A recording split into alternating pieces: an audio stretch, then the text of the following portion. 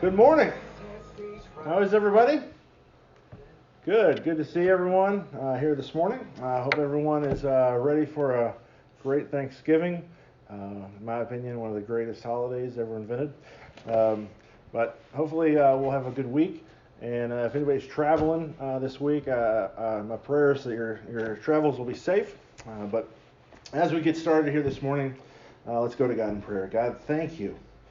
Thank you for all the many blessings that you do bless us with. Help us this week to just take a moment and be reminded of how good you are to us, how richly you have blessed us, how you have lavished us with grace upon grace. And I just thank you so much for loving us and taking care of us. And many times we see all the bad things going on around us, and we get discouraged, and we get depressed, we feel despair.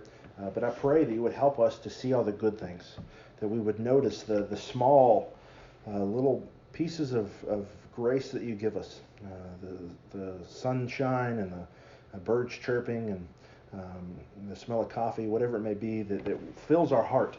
I pray that those would fill us this week. Thank you so much for taking care of our greatest need, salvation through your Son, Jesus. It's in your name I pray. Amen. One of my favorite times of the day is bedtime. Now, I don't know if anybody else is like that, but it's really good around our house, not just because it's finally quiet when the kids go to bed, but I also love it because I get to snuggle with my boys and read them a bedtime story. So if you would, lean over to your neighbor, and if you can remember, what was your favorite bedtime story growing up?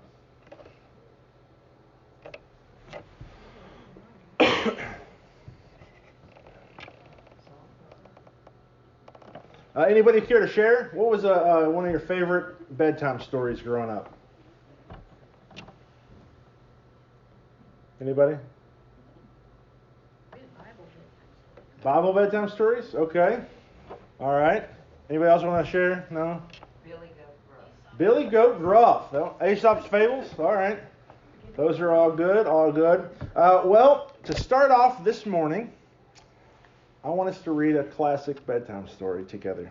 So everybody, grab your blankies, put on your jammies, brush your teeth, get a cup of water, get snuggled in, because we're going to read a classic bedtime story. It's called Horton Hatches the Egg. I don't know if you've ever heard it before, but it's a classic. I'm just going to read some portions of it, like I have to do with my kids sometimes. I'm going to skip a few pages to get to the good parts. But here goes. Horton hatches the egg. Sighed Maisie, a lazy bird hatching an egg.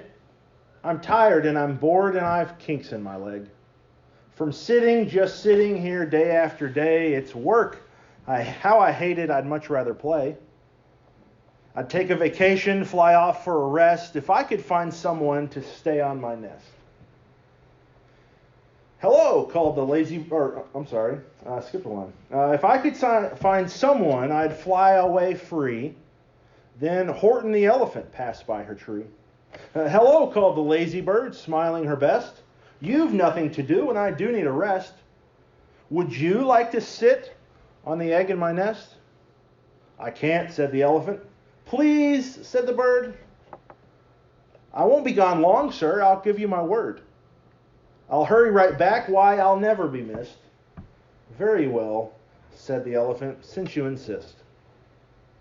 You want a vacation? Go fly off and take it. I'll sit on your egg and I'll try not to break it. Toodaloo, sang out Maisie. I keep skipping lines. You want a vacation? Go fly off and take it. I'll sit on your egg and I'll try not to break it. I'll stay and be faithful. I mean what I say. Toodaloo, said Maisie, and fluttered away. And he sat all that day and kept the egg warm, and he sat all that night through a terrible storm. It poured and it lightened, it thundered, it rumbled. This isn't much fun, the poor elephant grumbled. I wish you'd come back, 'cause I'm cold and I'm wet. I hope that Maisie bird doesn't forget. So Horton kept sitting there day after day, and soon it was autumn, the leaves blew away, and then came the winter, The snow and the sleet and icicles hung from his trunk and his feet. But Horton kept sitting and said with a sneeze, "I'll stay on this egg, I won't let it freeze. I meant what I said, and I said what I meant. An elephant's faithful, 100%. We're finishing up the last week in our sermon series called When God Leads. We've been going through stories during the period in the history of Israel called, or when the judges ruled over the people. This was about a 350-year period before Israel was ruled by kings. This period in Israel's history was a time defined by people doing what was right in their own eyes. Well, whatever they wanted to do, that's what they did. Whatever they thought would make them happy, that's what they did. They totally ignored the commands that God had given them, how he commanded them to live, and instead they lived in whatever way they pleased. Whenever they did what was right in their own eyes, they got themselves into a mess. And it wasn't until they repented, turned back to God, and began following his lead that he rescued them. We learned about Gideon and how even though he was weak and cowardly, when he placed his faith and trust in God, he was empowered to take on the army of the Midianites. Last week we learned about Samson and how his pride got in the way of him submitting to God's lead. But when he finally gave in and repented and admitted that it was only through God's strength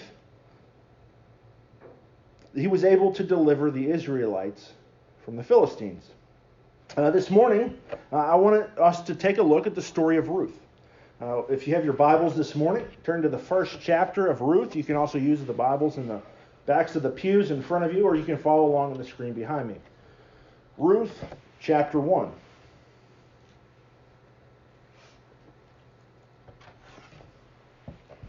In the days when the judges ruled, there was a famine in the land. And a man from Bethlehem in Judah, together with his wife and 2 sons, went to live in the country of Moab.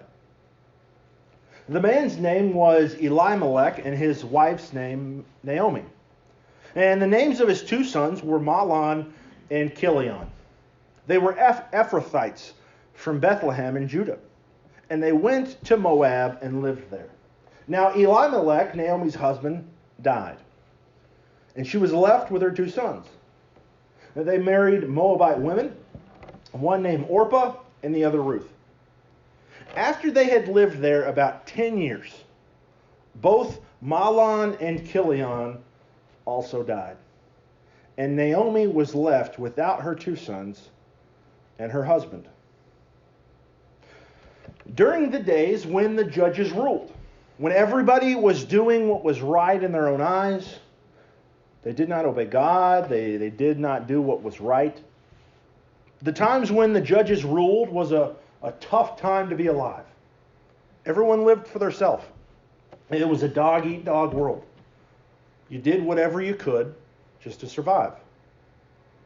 Now, there was a professor in ancient sociology who did a study that found that in ancient Rome, infant mortality was about 40%. That means that 4 out of every 10 children who were born died in infancy.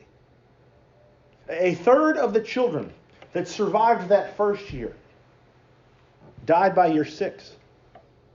And so 60% of those who survived past age 6 died by age 16. So for every 10 children who were born, only 2 lived past the age of 16. Now, because mortality rates were so high, even if you were lucky enough to live to the age of 13 or 14, you had no time to waste in getting married and having kids. Many parents would have their kids get married at 13 or 14. Today, it's pretty weird, unless you live in certain parts of Kentucky. But back then, that's when everyone started having kids. The number one cause of death for women was childbirth. And so often it was either the child who died or the mother who died. But imagine, if you will, a girl back then getting married at, let's say, 14, pretty much the rest of her life would be spent being pregnant and having kids. That would have been the rest of her life. Because 75% of those who lived past 16 died by 26. So from the age of 14, roughly, to about the age of 26, that was pretty much her life.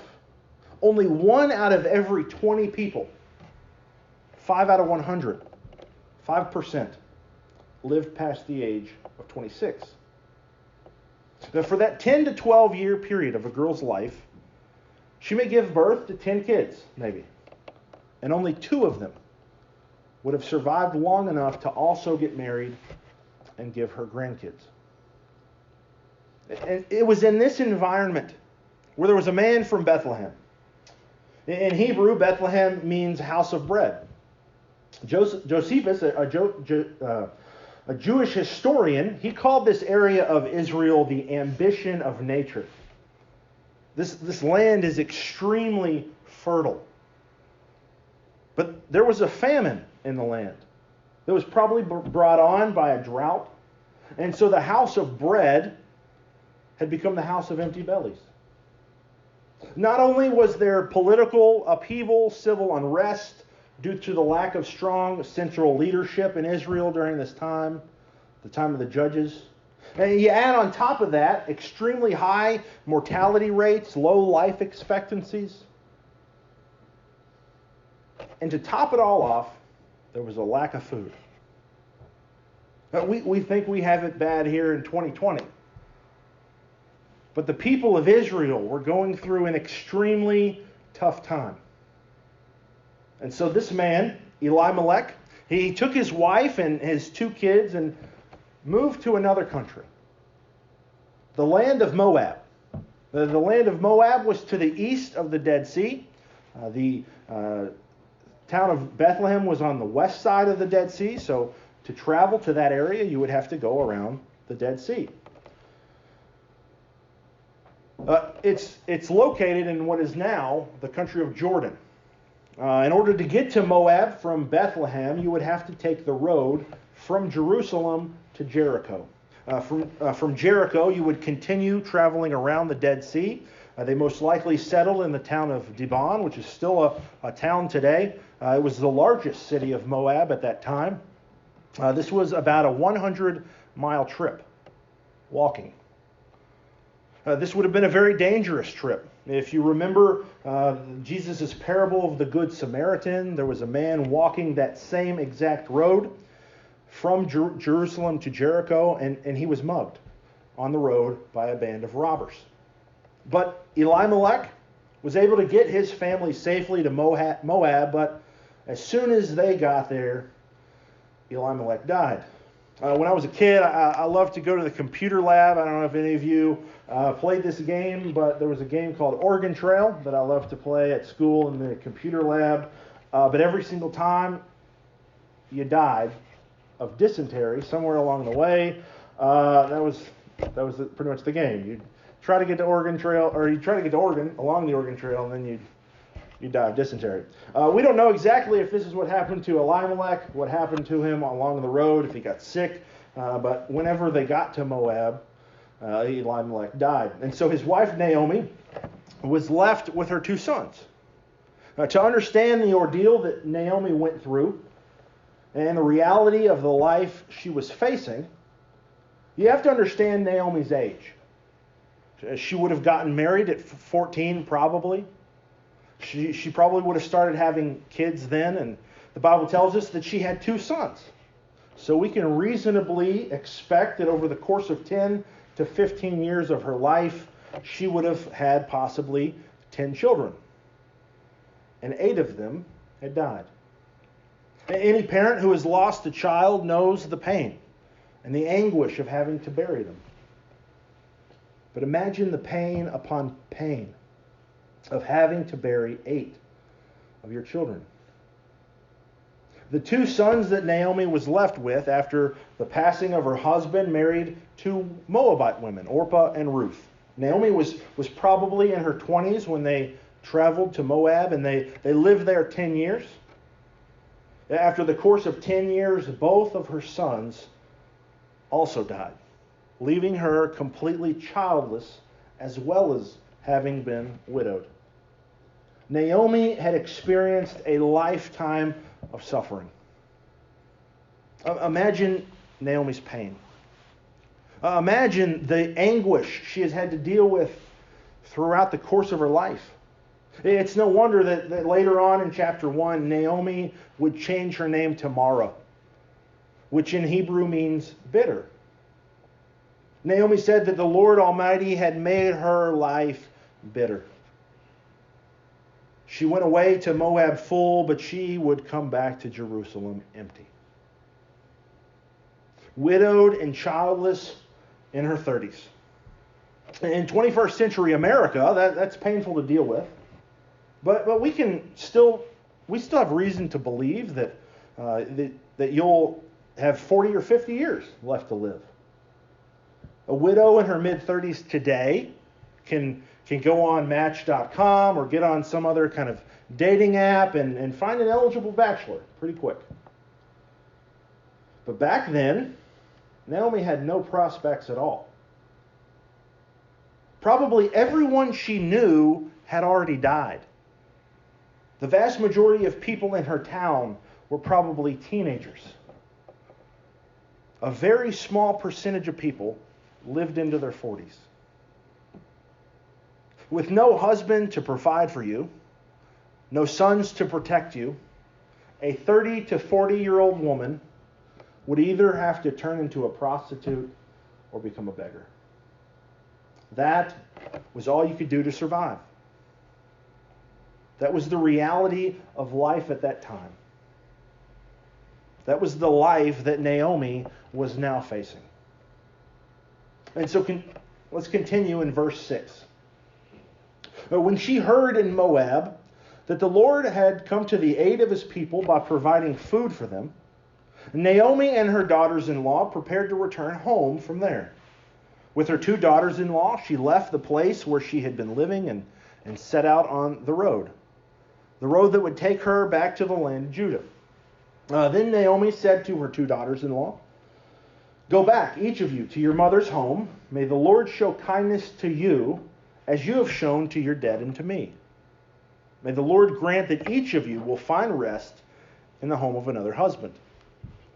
Then she kissed them, and they wept aloud, and said to her, "We will go back with you to your people." But Naomi said, "Return home, my daughters. Why would you come with me? Am I going to have more sons? More sons who could become your husbands?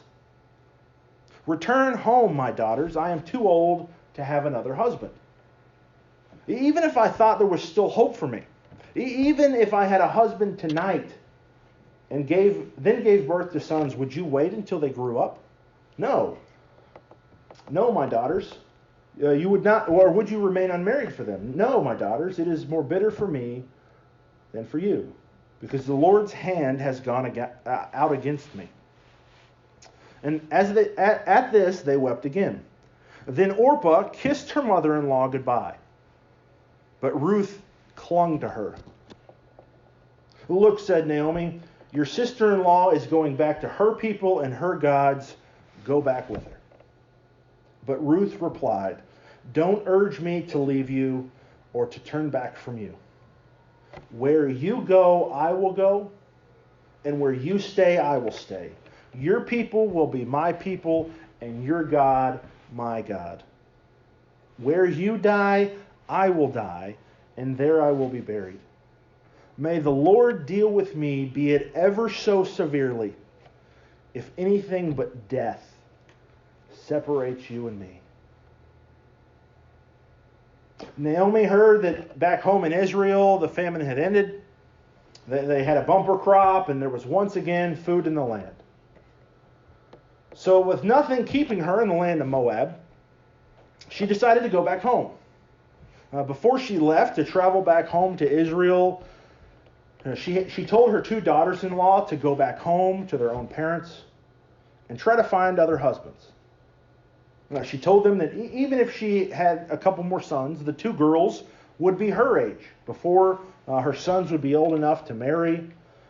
So they needed to just go back home, find new husbands. There's no sense staying with her.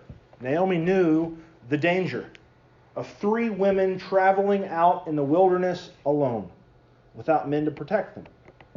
On the journey back to Israel, Naomi fully expected to be raped and murdered, and she did not want that for her 2 daughters-in-law. She said to them that she hoped that the Lord would show them kindness just as they had shown kindness to her. Kindness is the theme of the book of Ruth. Kindness is the heart of God and the entire point of the story. The Hebrew word for kindness is chesed. May the Lord show you chesed as you have shown chesed to me. That's what Naomi said to Ruth. Chesed means kindness. But it isn't just like opening the door for someone, holding it so that they can get in and out of the rain or something. It's not just like picking up something off the ground because they dropped it, helping them out for a second.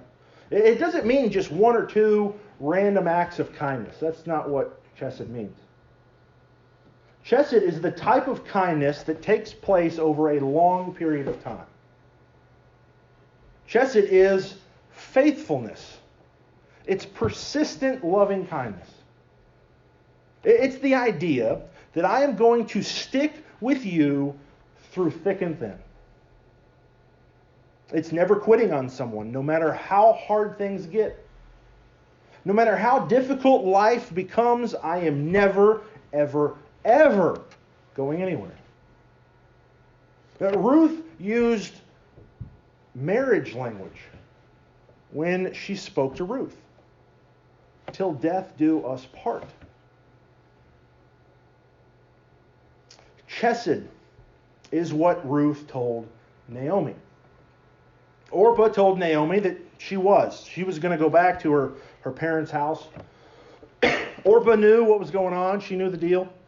She knew the dangers also of traveling along the road. And she said, I'm out of here. I am going home. But Ruth told Naomi that no matter what, she was sticking with her. Ruth decided to be faithful to Naomi. Where she went, Ruth was going to go. Where she stayed, Ruth was going to stay. Her people would be Ruth's people, and her God would be Ruth's God. What Ruth did is not typically what people do. What Orpah did is what people usually do when times get tough. There's an old saying, when times get tough, the tough get going. But in this case, it means the tough get out of there. They get out of Dodge. They quit. They give up. They do whatever they can to end the pain, to avoid it, to numb it, to escape from it. When things get tough, when times are tough, when we have pain, when we suffer, when we experience prolonged and intense anguish, like Naomi experienced, the typical human response is to try to make it go away. The prophet Isaiah, he said this at chapter 40. All people are like grass. Their faithfulness, their chesed, is like the flowers of the field. You go to Lowe's or somewhere, a nursery, and you buy some flowers. People, I guess you usually do that in the spring, but some of you are really good about watering the flowers around here. You make the flowers stay alive a lot longer than I would. You're probably really good about watering your flowers at home. At our house, we do not have flowers. We don't have plants, house plants, because if we did, we'd forget to water them, and they would wither up and die. That is our chesed, our faithfulness. As soon as the heat of the sun bears down on us, we wither up and die. We always want life to be easy, burden-free. And that's typically what our prayers reflect a lot of times. Dear God, please make sure that I don't have any diseases or medical complications. And if I do, just please make sure to heal me quickly. Don't let me go through pain too long. And make sure that everyone is nice to me. Make sure that I make a lot of money. Make sure that I get a better job so that I can make more money. Help me have a whole lot of money so that my life will be easier. Please don't let anything bad happen to me, because I won't be able to take it. Please don't let me ever be sad or upset or have anything go wrong ever. Just let my life be unicorns and rainbows. Obviously, I'm being a little exaggerating. I'm exaggerating a little. But that's a lot of times that's our prayer. Not Ruth. She knew the deal, just like Orpah. She knew what was going on. She knew the dangers of traveling along the road. She knew that her life was going to be in danger traveling back to Israel. She knew how difficult it was going to be living with a childless widow. The story of Ruth continues. Naomi and Ruth make it back to Israel, and they're forced to glean from the edges of a rich man's field. This was a provision, a stipulation in the law of Israel to provide for the impoverished. This is how Ruth and Naomi ate.